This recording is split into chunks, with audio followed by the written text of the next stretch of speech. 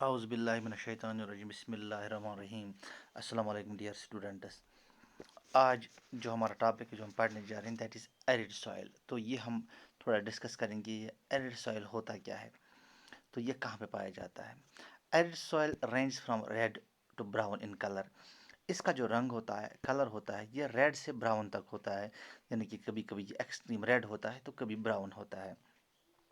They are generally sandy in texture and saline in nature. تو یہ مٹی جو ہوتی ہے اس میں تھوڑی بہت ریت بھی مکس ہوتی ہے, یہ تھوڑی ریتیلی ٹائپ کی ہوتی ہے. اینڈ سلائن ان نیچر, تو اس میں تھوڑے بہت نمکین بھی ہوتی ہے یہ. In some areas the salt content is very high and common salt is obtained by evaporating the water. کبھی کبھی اس کا جو اتنا سالٹ کنٹینٹ زیادہ ہوتا ہے, کبھی کبھی اس میں اتنا نمک زیادہ ہوتا ہے کہ اس کے پانی کو ایویپریٹ کر کے یہاں اس میں سے نمک بھی نکالا جا سکتا ہے. Due to dry climate, high temperature, evaporation is faster and the soil lacks humus and moisture. کیونکہ جہاں جہاں پہ یہ پائی جاتی ہے وہاں پہ کلائمیٹ کا ٹیمپریچر جو ہے وہ بہت زیادہ ہوتا ہے, تو اس کی وجہ سے ایویپریشن جلدی ہو جاتی ہے. تو ایویپریشن کے جلدی ہونے کی وجہ سے اس میں ہیومس اور مائسچر بہت کم ہوتا ہے یا ہوتا ہی نہیں ہے.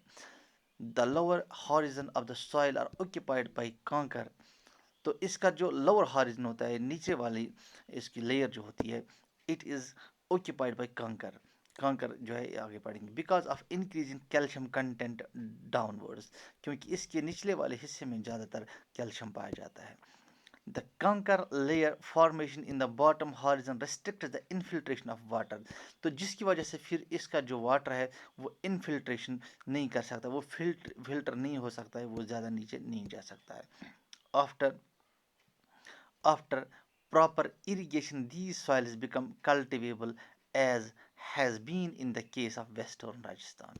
لیکن جب اس کو ایک بار کلٹیویٹ کیا جاتا ہے, اریگیٹ کیا جاتا ہے, اس میں پانی لگایا جاتا ہے, تو پھر اس کو آرام سے کلٹیویٹ کیا جا سکتا ہے.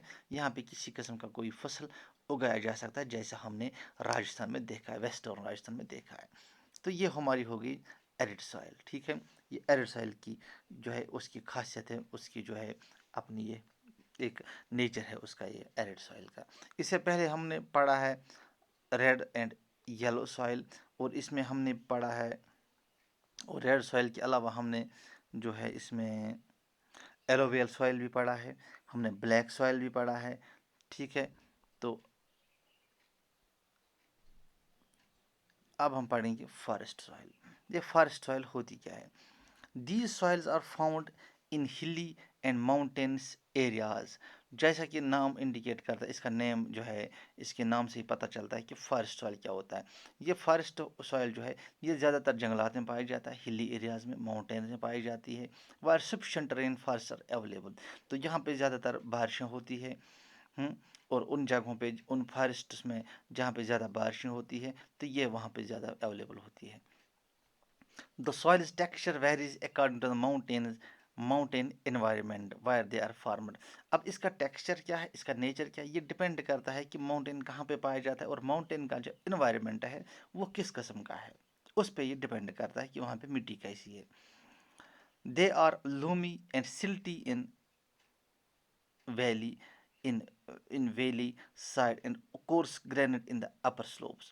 تو جہاں پہ سلوپس ہوتے ہیں وہاں پہ یہ جو ہے گرینٹ ٹائپ کا ہوتا ہے, تھوڑا اس میں ریتیلی ٹائپ کی ہوتی ہے.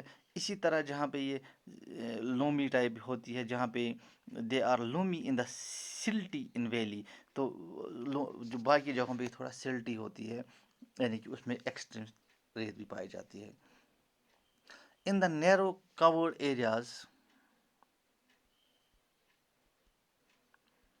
of Himalayas, these soils experience denudation and are acidic with low humus content.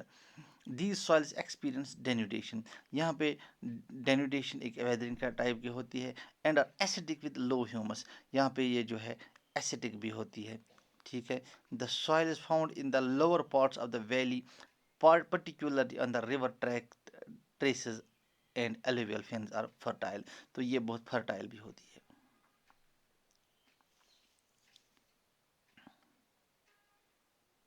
تو اس کے بعد ہم پڑھنے جا رہے ہیں soil erosion and soil conservation.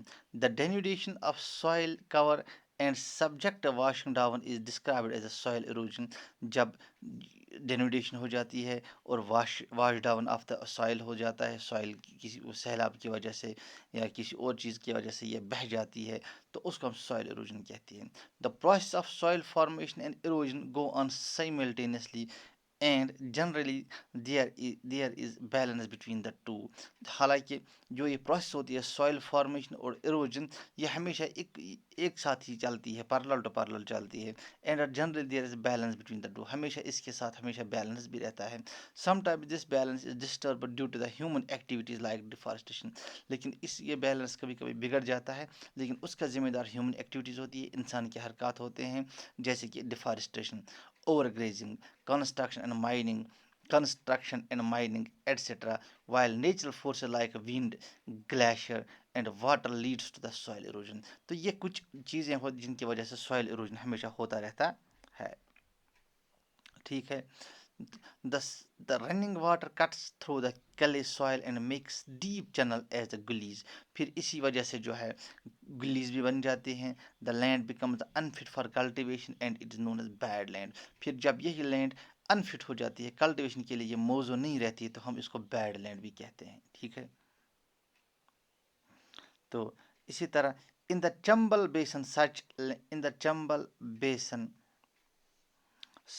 Lands are called rewind. تو چمبل بیس ایک جگہ کا نام ہے، وہاں پہ اس ایسی جگہوں کا نام ان کو کہتے ہیں ravine lands. Sometimes water flows as a sheet over large areas down the deep. In such cases, the top soil is washed away. This is known as sheet erosion. اس کو sheet erosion بھی کہتے ہیں.